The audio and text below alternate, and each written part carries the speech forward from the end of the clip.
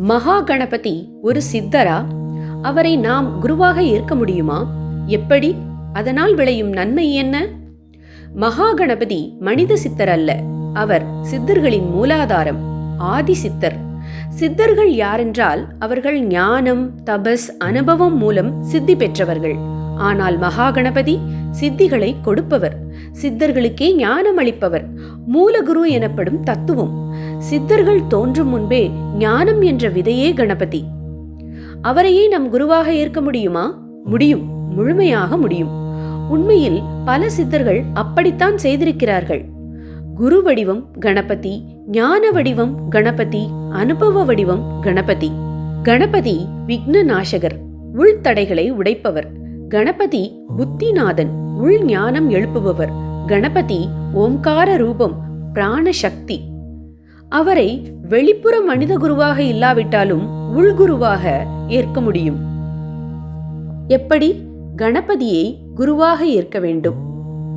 முதலாவதாக மன உறுதி.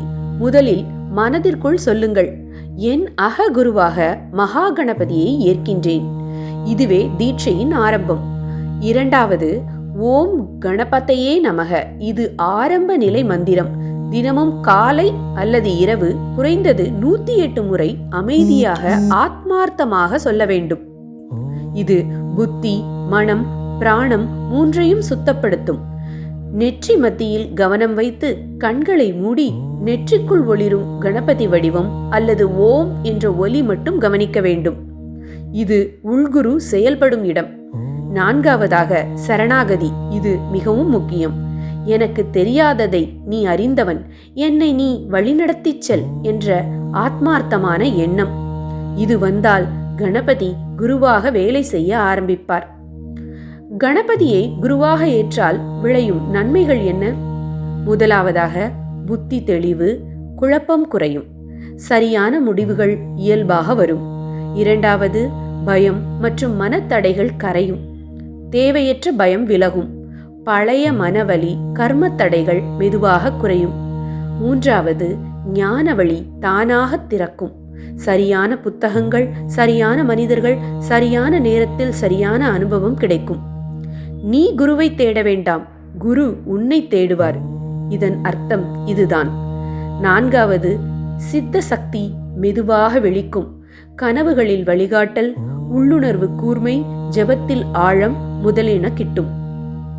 ஒரு முக்கியமான உண்மை, கணபதி குருவாக வந்தால் அவர் முதலில் உன் அகந்தையை உடைப்பார். பிறகு உன்னை நீயே காண வைப்பார். அதனால் ஆரம்பத்தில் சில மனக்குழப்பங்கள் வரலாம். அது உன்னை சுத்திகரிக்கின்றது என்று அர்த்தம். மகா கணபதி தியானம் எப்படி இருக்க வேண்டும்? இதை நினையுங்கள். மூச்சே மந்திரம், உடலே ஆலயம். நெற்றியின் நடுவே ஓம்காரமாக மகா கணபதி எழுகிறார். யானை முகமல்ல, அது அறிவின் விரிவு. அது வயிறு அல்ல, பிரபஞ்சம் அடங்கிய வெற்றிடம். தடைகள் வெளியில் இல்லை, அவை என்னுள்ளே இருக்கிறது. ஓம் கணபதி நாதத்தில் அவை கரைந்து போகின்றன. இறுதியில் குருவும் இல்லை, சீடனும் இல்லை, கணபதியே நான். இதுவே மகா கணபதி தியானத்தின் அற்புத நிலை. ஓம் கணபதியே நமக.